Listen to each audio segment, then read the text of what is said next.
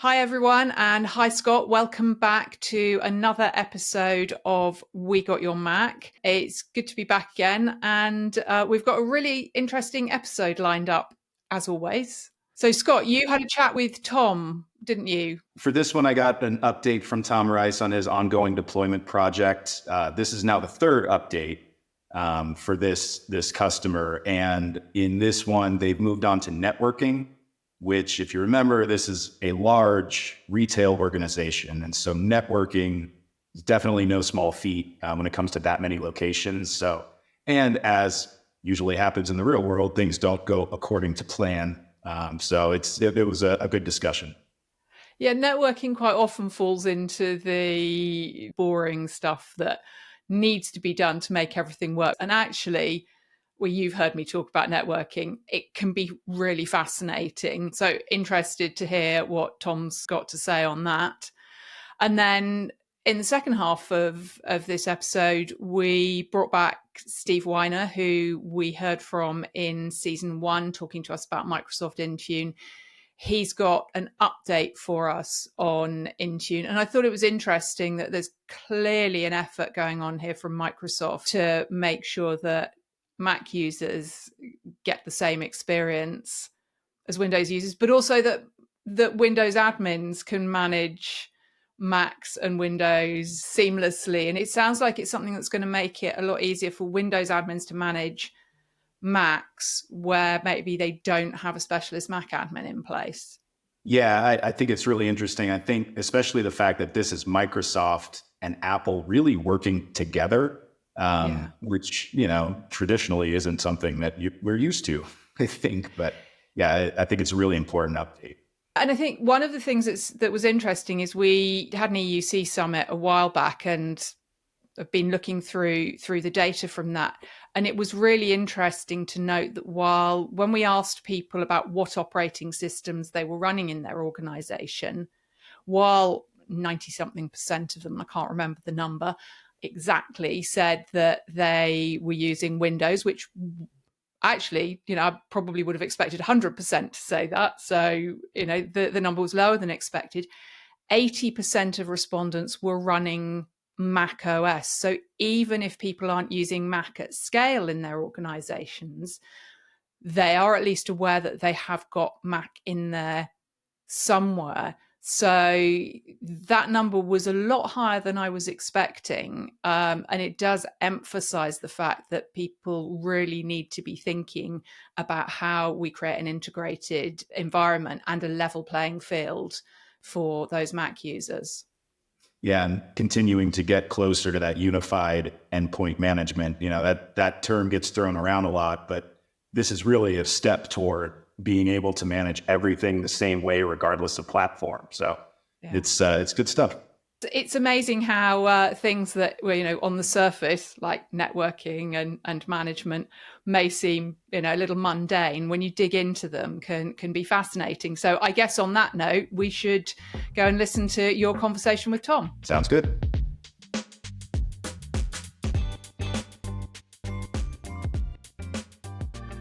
Hey, Tom, welcome back to We Got Your Mac. Hey, thanks, Scott. Great to be here. We're back for another update on your ongoing deployment project with this large retail customer. They're essentially switching over to iOS devices so that they have handheld point of sale terminals to have throughout the store so they can help customers wherever they are, and offering Macs to their back office employees. So last time you were here, you had helped the customer set up Apple Business Manager and select a mobile device management tool so that you could make deploying and configuring these devices as easy as possible. So where are we now? How's it going? Sure, yeah.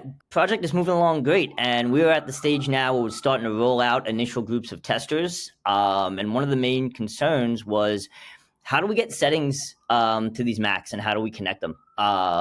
Historically, the Macs and the iOS devices were handled by people touching them. And obviously, as you can imagine, that is inefficient, especially with whether it's in store itself for a large store or across multiple stores. You can't have an IT team drive to locations every time a setting needs to be changed or a device needs to be connected to the network. One of the benefits of using an MDM solution is that it can push out most of these settings. So when a device goes through its initial setup, it can get settings unique to that company's network. In this particular case, the MDM is actually able to push out that entire what's known as a certificate chain of trust. So the root certificate, the intermediate certificate this company is using, as well as the certificate that's unique to the device. That means when the device is turned on, it automatically connects to the network. There are no credentials required. There's no picking a Wi-Fi network, logging in, getting disconnected from the Wi-Fi, having to remember what that Wi-Fi SSID is and the username and password for that network. Because the company is using the same Wi-Fi network across all their organizations, when employees are traveling, we have their marketing team traveling or managers are moving between stores, that device connects seamlessly to whatever location they're at. So it's a really seamless experience for the users and settings that get pushed out when the device is turned on. Now, this brings up a little interesting question is, people might be asking themselves, well, wait a minute, how can a device connect to a network automatically when it's a brand new device just out of the box? That and it is has exactly what I was about to ask you. So they take it out of the box, they open it up. How does it get that configuration to know what network to connect to? Sure. So in this particular instance, we set up what in some cases is known as a provisioning network, which is slightly different from a guest network, which only has access to Apple servers and the MDM server. So when the user goes through the setup assistant, they're asked to select the provisioning network. They select the provisioning network, and then it gets all the settings from the MDM, which then pushes down all the certificates that are required, as well as the wireless SSIDs and other connectivity settings for the corporate network. This leads into a very interesting scenario we actually noticed in one of their stores as well. So we were rolling out beta groups in all their stores and testing the functionality before we deployed this at scale.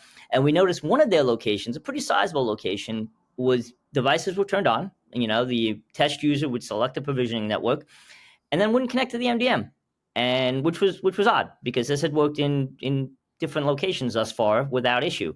Knowing that this had worked in other locations, knowing that connectivity to both Apple and the MDM had worked elsewhere, my gut told me that this was probably an issue with this particular location. So we needed to focus our effort. We wanted to focus our efforts on solving this problem before attacking their network as a whole or any other problems with the MDM we thought would exist as a whole.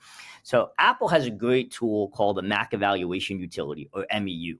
And this is a tool you can download if you're part of Apple's Apple Seed for IT program, which I strongly recommend everybody out there to join. It is free to join for organizations. It gives you early access to some beta software. You don't need a developer license to do it. And one of the benefits is you get access to the MEU. The MEU it's a little piece of software that you install on the Mac, and it scans both the Mac and your network to kind of give you a very nice graphical overview of what your current status is. So I installed the software on Mac at this location, connected it to the provisioning network, and then immediately the MEU told me that I could not reach Apple's provisioning servers. And it's a very nice graphical, like I mentioned before, stoplight interface, so red, yellow, green. And a few of Apple's servers came up red. And why that's important is because if you can't reach the provisioning network, you then ultimately can't reach the MDM server, which is handing out those configuration profiles that you need to get on the network. After a couple of days of digging, the network team realized that they had reprovisioned some equipment for this location that they had taken from other decommissioned locations. And like any good IT team, when they took the network location, they took the equipment from location A to B, they reset them to factory defaults and hooked them all up again and let the configurations come down as normal. Well, in this particular instance, they were using a Wi-Fi controller, which is a device that controls and pushes out settings to all the wireless access points in the store. And when you reset the Wi-Fi controller, this particular model of Wi-Fi controller, to its default settings, it automatically turns on its own firewall, which is inadvertently blocking the ports needed to access Apple's servers. So by having that data, by doing that diagnostic using the MEU, the network team was able to see that traffic wasn't passing the Wi-Fi controller. So they simply went into the controller, turned off the firewall, made a note in their documentation that says this model turns on its firewall when set to default settings. And by resetting the devices, we were able to connect to Apple servers and ultimately the MDM and get the configuration settings that we needed. I've been there before, so I understand. It sounds like you had the right tools to troubleshoot and got there. That's great. Yeah, and that's always a frustration in IT, right? You expect things to be repeatable and work the same, and they won't always do it. But to your point, with simple tooling, we can find out the answers quick. You don't need complicated, Wireshark diagnostics and looking at network traffic across all these ports. Again, back to the horses versus zebras analogy. Sometimes the simplest answer is the easiest one and the quickest fix, and that's ultimately the goal of MDM too. We talked about before about pushing out all these settings. We want the same settings to be pushed out every single time. So there is not that chance of somebody installing the wrong certificate or fat fingering a password and wondering why this doesn't work when it works for 99 out of 100 devices. Well, sounds like you guys are doing a great job. Keep up the good work. Thanks for the update, and we'll check in with you soon. All right, Scott, thanks for having me.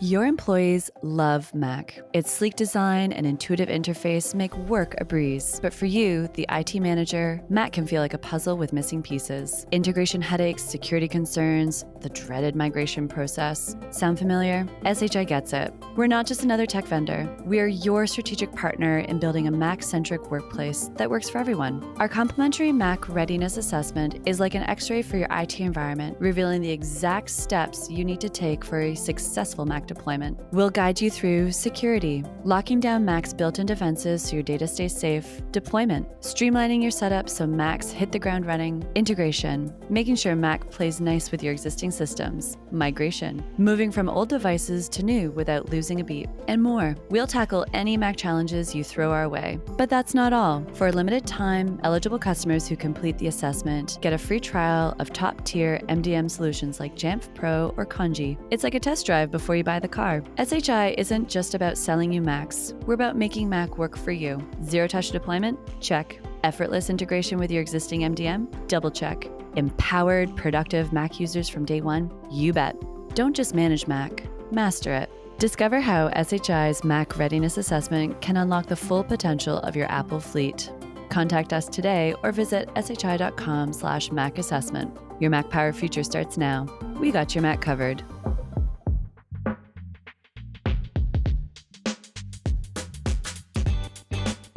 So today, Scott and I are joined by Steve Weiner, who you may remember from episode 9 of season 1 of We Got Your Mac, where we talked to him in quite a lot of detail about how to manage your Macs in a mixed Mac and Windows environment. We've asked Steve to come back to give us a little bit of an update on enrolling Macs in Microsoft Intune. But first of all, Steve, before we get onto that, congratulations. I gather you are now a Microsoft MVP. Yes, thank you. Thank you. Do you want to explain to us why Microsoft have awarded you the MVP status, what it means, and what they've given it to you for? Yeah, sure. Well, why? I really don't know, right? I thought it was a mistake. No. So the Microsoft MVP program is all about identifying subject matter experts in different technologies that Microsoft has. So more from a practitioner standpoint and contribution to the community. So over the past year, I've been running a lot of community content, contributions as far as blogs, videos, custom solutions. And this May I was awarded it. I'm one of less than, I believe, there's less than 100 globally in my space who have the MVP title. So I'm really proud of it and excited to, continue to help folks. Well, we're very honored to have somebody so important and respected in the Microsoft community joining us today. If you can just give us a little bit of an overview of kind of how things were before with Intune and Mac, and then maybe we can start to talk about what's changed. Yeah, I think Microsoft has been on a very steady trajectory. You could say aggressive when it comes to managing Mac with their platforms, and both in terms of endpoint management, security. Essentially, they want to, I think, be able to provide an environment where if you're managing both Mac and Windows, which many organizations do, you can have as much parity as possible. So you're not stuck with having like the lesser of the two platforms. And that was very steady, a lot of features coming on a regular basis. But this year, in fact, a few months ago, Microsoft took a fairly large leap and worked with Apple to create something called Platform SSO, which is very game-changing in the Microsoft Mac space. So the first thing I'm going to say is we're on a mission to explain all of our TLAs. So SSO, single sign-on. And why does this matter? So in the Windows world, one thing that changed around the time Windows 10 came out is the ability to join a PC to the organization's cloud environment right out of the box. So many folks use Microsoft Office, they use Exchange, and their users have email addresses, and they can use those email addresses when they boot a device to just self-join an environment. And what's very interesting is, of course, because Microsoft makes Windows, so they can build that feature into Windows out of the box. There's really no friction there. And for years, organizations have struggled to get Mac computers to, I'll say, be a part of the corporate environment. Macs don't really join a corporate domain, even though there's been a lot of tricks around it to kind of make that happen. So now, in the first official capacity, a Mac using Microsoft credentials out of the box can join the cloud environment the same way a PC would. So this is Platform SSO using Microsoft's Entra ID, which something that somehow I missed. Entra ID is just the rebrand of Azure Active Directory, right? Azure Active Directory, yeah. It's a struggle because Microsoft has a long history of making changes, but not everywhere. And I spend a lot of time in code, and in the firmware and code, it's still called Azure AD. So it depends on what time of the day I call it Entra and when I call it Azure. But yeah, it's okay to just say Azure Active Directory. And to answer your question, yeah. So that's essentially what it is. Got it. And so this essentially allows the user to log into their Mac using their Microsoft credentials. Yes. That also logs them into all of their Office and Outlook and all of those applications as well. Yes. More importantly, taking a quick detour to the tech side, there doesn't have to be a local user on the Mac.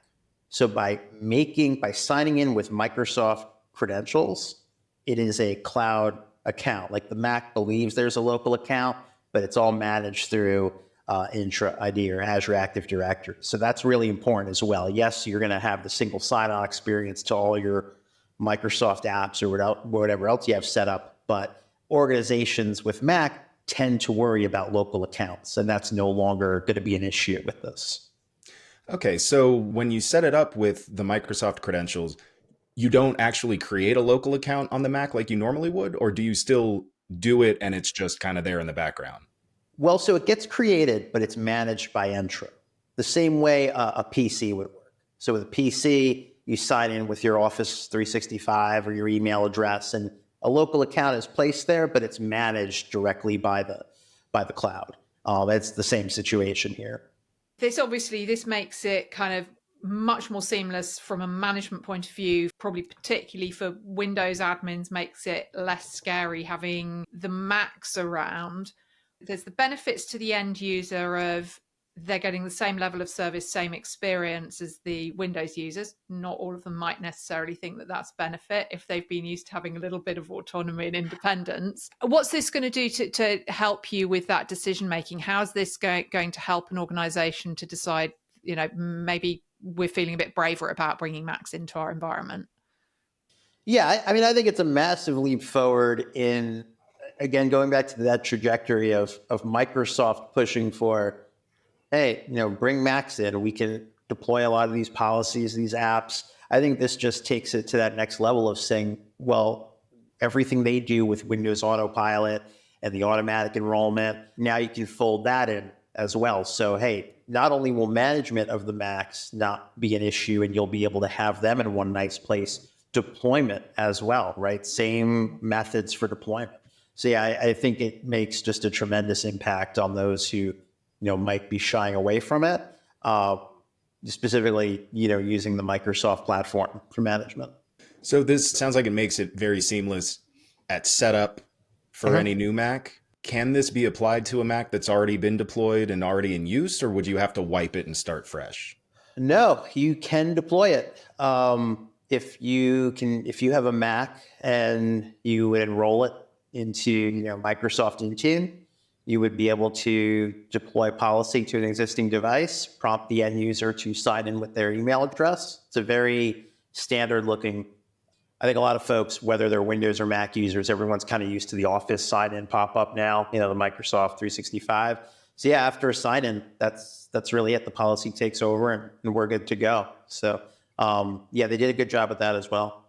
Obviously, one of the things we've talked about quite a lot during both season one and in this season as well, that comes up regularly, is around security. So for security teams, is there a benefit to them of this integration and this use of Intune, and I guess this standardization across the two platforms? Yeah, I think you mentioned something before about Apple Mac users having a bit of autonomy, right? And I think that's always been a sticking point with IT.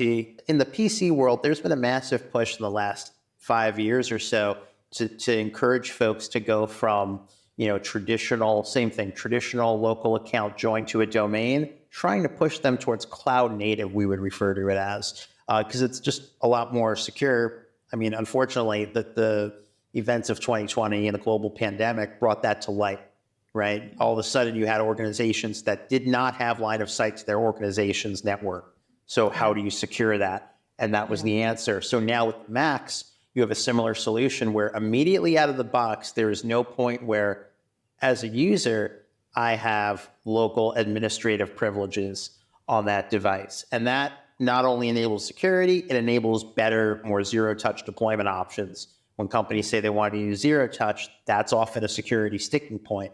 So now that's one more thing we can mitigate by using this.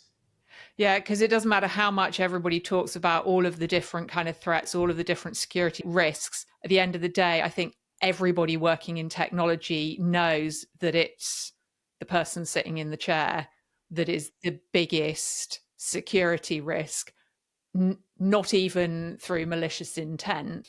No, just humans. Humans by nature are risky. Yeah, absolutely. Certainly, this sounds like for organizations that are using Intune, this sounds like it's going to be a real positive for them if they're thinking about expanding or introducing Mac or expanding the Mac footprint within their organization.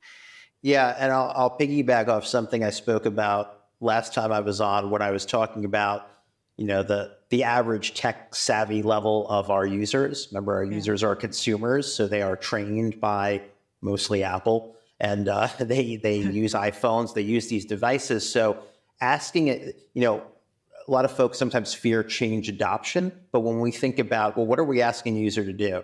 We're asking them to do the same thing they would do if they bought a Mac personally, if they bought an iPad personally. They know how to open it up, expect to be prompted to sign in, and go from there. So again, this is just one more step towards, we don't have to really educate users. It's going to be a very natural thing for them, right? So that's just another positive. Well, thank you so much for coming and talking to us today, Steve. We really appreciate it. And obviously, we'll be offering everybody your signed photos now that you're a Microsoft MVP. Thank you very much for your time today. Really appreciate you sharing your knowledge with us. Thanks for having me.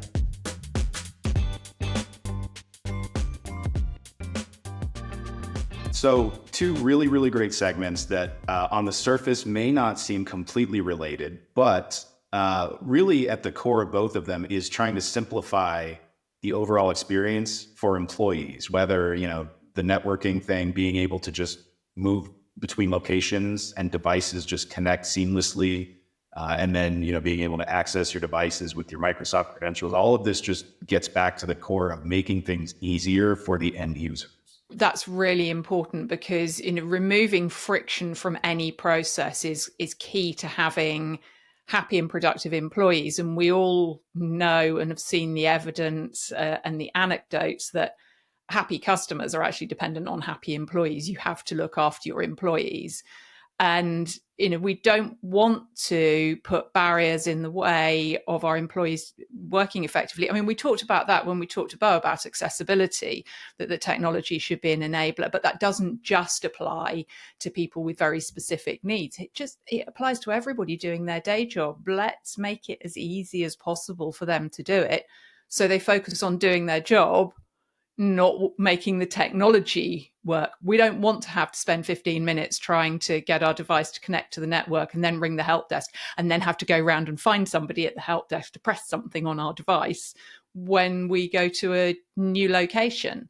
And I think it's interesting that the tools are there to help with it. I mean, solving those networking problems without using the Mac evaluation utility, that could have taken quite a long time to sort out. Yeah, with a company this big, especially with this many locations, and we're talking retail stores and even back office, planning ahead to get that networking set so that devices can move between locations seamlessly. With an organization that big, I think you risk having sort of a disjointed network, and then say, a bunch of devices need to be moved to another store and somebody unpacks them and they just don't connect and they don't know how to connect them. It's the planning ahead. And then, like you said, having the right tools to make sure that everything does work. I mean, they could have spent weeks trying to figure out why Apple servers were blocked, but having the right tool to get the job done, they did it.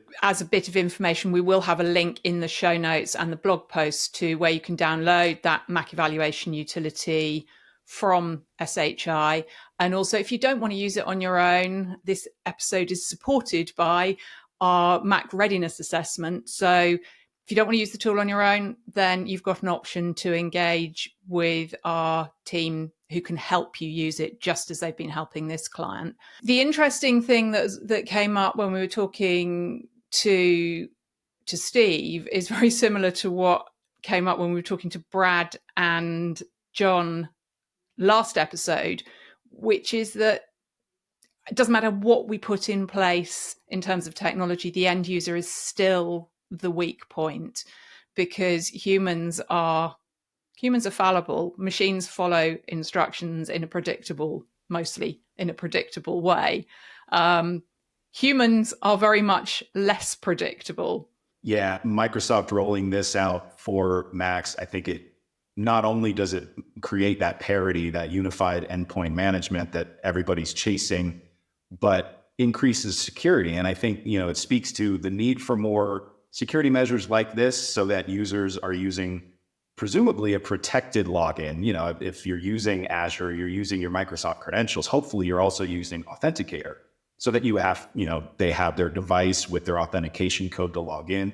Just increases the entire security of it. But I think it also speaks to sort of the need for more training. And I think a lot of organizations realize this, but like you said, the person using the device is going to be the weak point. So trying to educate people what the threats are, what they look like, I think that there's definitely a need for that.